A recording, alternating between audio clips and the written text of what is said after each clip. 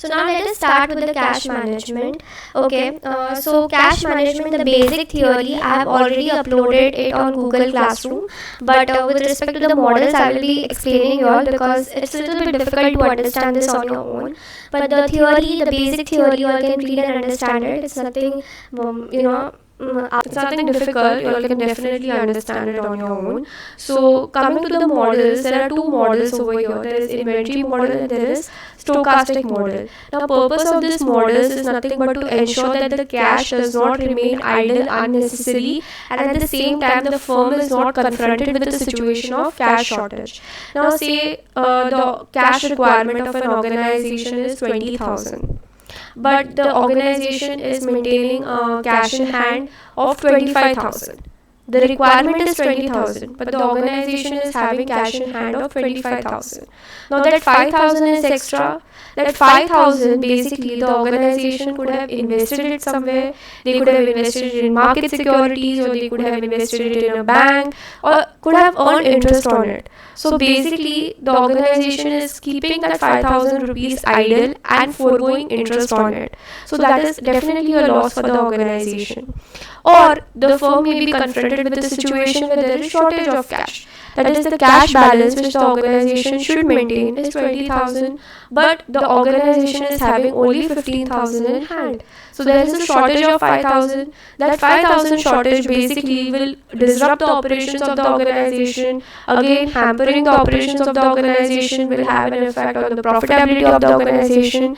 So that is why we need these models in order to determine the optimum cash level which the organization should maintain. So there are two methods. There is inventory models and there is stochastic model. Now this inventory model is similar to the EOQ model which we saw in inventory management. In inventory management, if you all remember, I had explained you all EOQ model, that is economic order quantity model.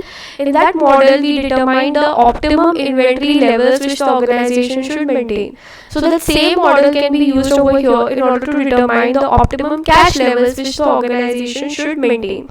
But this model, that is the inventory model, it can be used only when the cash requirements can be determined with certainty. That is, when you can predict the cash requirements, or when there is some certainty with respect to the cash requirements, that time and that time only you can use this inventory model. But if the cash requirements cannot be predicted, or there is no certainty with respect to predicting the cash requirements, in that case you need to use the stochastic model. Okay, so economic order quantity model, what it states over here is, let us move and try to understand what it is. So according to this model, the optimum cash level is when the transaction cost and the carrying cost are minimum. Okay, so now what is transaction cost and what is carrying cost? I had already explained to you all with respect to EOQ model for inventory management. But over here, that will have different meaning, because that was with respect to inventory and this is with respect to cash. Now over here, carrying cost. What is carrying cost with respect to inventory? It was the cost of, storing the inventory, that is storage of raw materials. What is the cost? That was carrying cost with respect to inventory. But over here, that carrying cost is nothing but the cost of holding the cash. So the cost of holding the cash is what? The amount of interest that you are foregoing. Now I told another example, right, where the cash requirement of the firm is 20,000, but the organization is maintaining cash in hand of 25,000.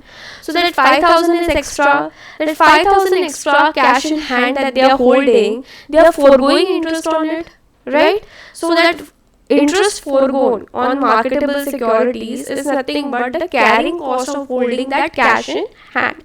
Then moving on to transaction cost. Now transaction cost refers to the cost which is involved in getting the marketable securities converted into cash. So now what is happening over here basically is, say the organization is falling short of cash.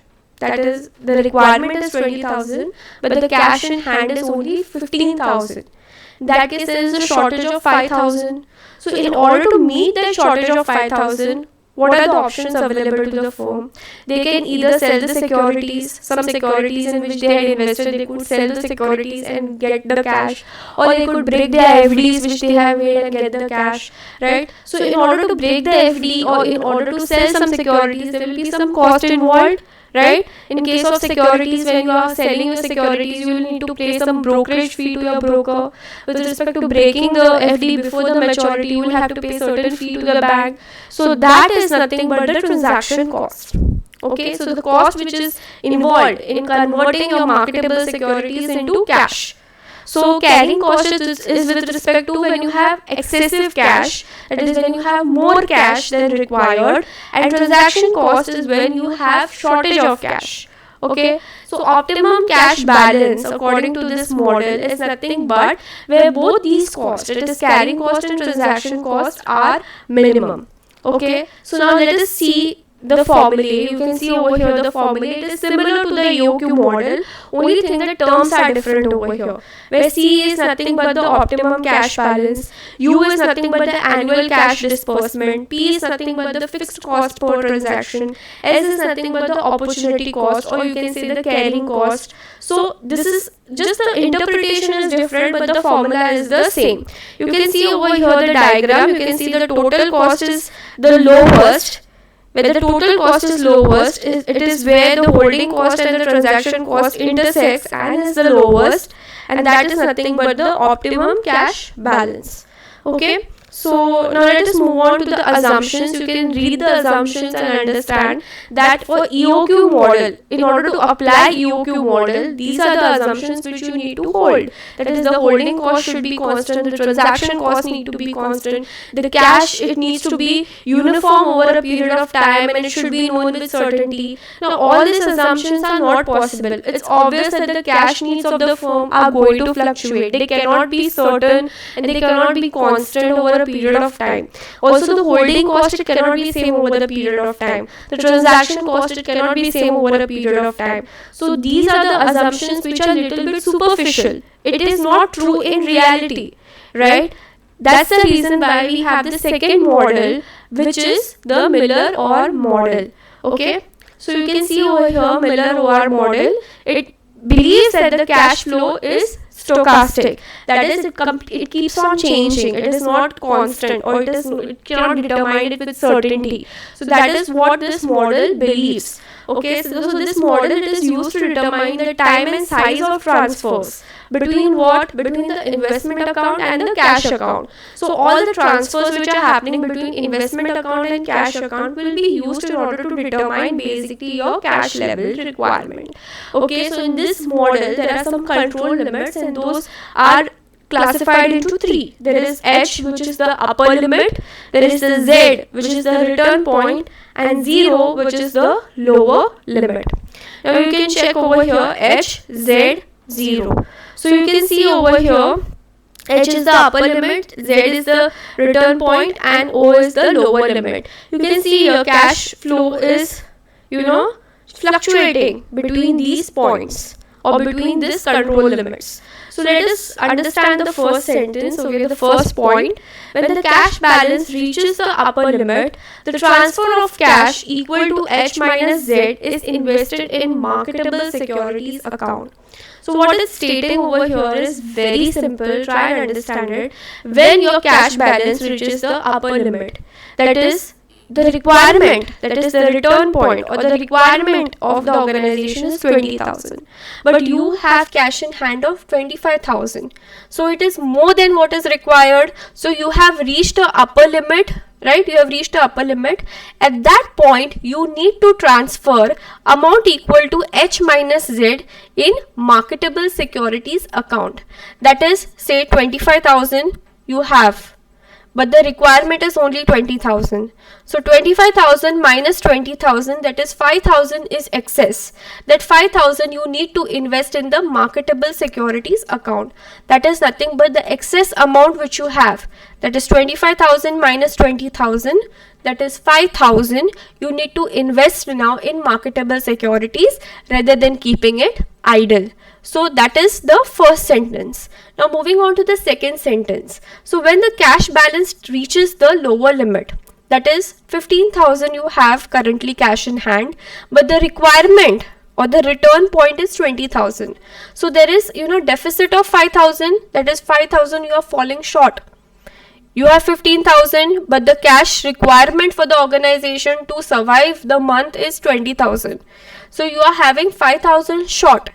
Now, when you are having 5,000 short, what you will do? You will have to either sell some market securities or break some FDs and get that amount which you need in order to suffice that month, right? So that is what it is saying. When it touches the lower limit, when your cash balance touches the lower limit, you need to transfer from marketable securities account to cash account. So basically these two sentences, they tell you when you need to transfer from cash account to investment account and when you need to transfer from investment account to cash account. Okay, that is all that those two sentences are saying over here. In the third sentence, what it is saying, during the period when the cash balance stays between HZ or Z0, there is no need for any transactions between cash and investment account. So you can see these peaks over here, these small peaks, they are between H and Z, right? And this small peaks over here, you can see here, see the small tiny peaks over here, these are between Z and 0. So these peaks, when you have cash balance at these peaks, you don't have to make any transactions between cash account to investment account or from investment account to cash account. You need to make those transfers between investment account and cash account or from cash account to investment account only when your cash balance reaches the upper limit or when it reaches the lower limit. If it is somewhere in between over here, then you don't have to make the transfers. That is all that this model is saying. So the OR model, it is more realistic because it gives you it allows you to have that variation in cash balance between those upper limit and lower limits, right? And the finance manager gets the flexibility in order to set these limits depending upon the cash requirement of the firm. So basically it is more realistic because it assumes that yes, cash is going to fluctuate, but we can always set a upper limit and lower limit and try to maintain the cash. Okay, but the previous model, that is EOQ model, it was unrealistic, it was superficial, assuming that you need to know the cash requirement with certainty, the holding cost needs to be constant, the carrying cost needs to be constant, and all that is not possible. So that's all with respect to cash management models. I will upload the problem. You all can go through the problem and try and understand how to solve the EOQ model problem. The Miller OR model, there is no problems over here. So only the EOQ model, I will send you the problems. So you can try and understand those problems. And if you all have any doubts, I will be addressing your doubts on Tuesday. Okay.